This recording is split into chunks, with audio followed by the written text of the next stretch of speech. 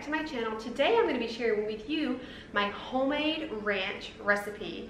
If you follow me on Instagram, you may have seen where I had made it one day and people went wild. You all wanted to know the recipe, so here it is. I'm going to show it to you. It's super easy, so creamy and delicious, and if you're like me, you could use ranch on everything. And what's really cool about this, there's no extra stuff in there. No MSG, no preservatives, nothing. So stay tuned and I'm going to show you how I make this recipe.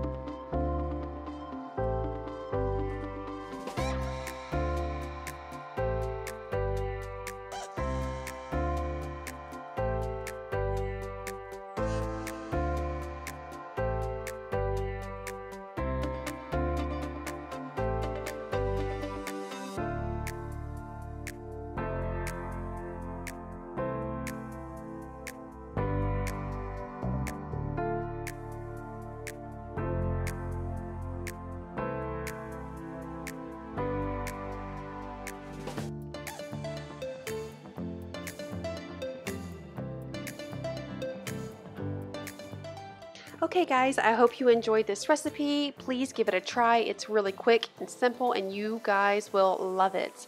It tastes good on everything.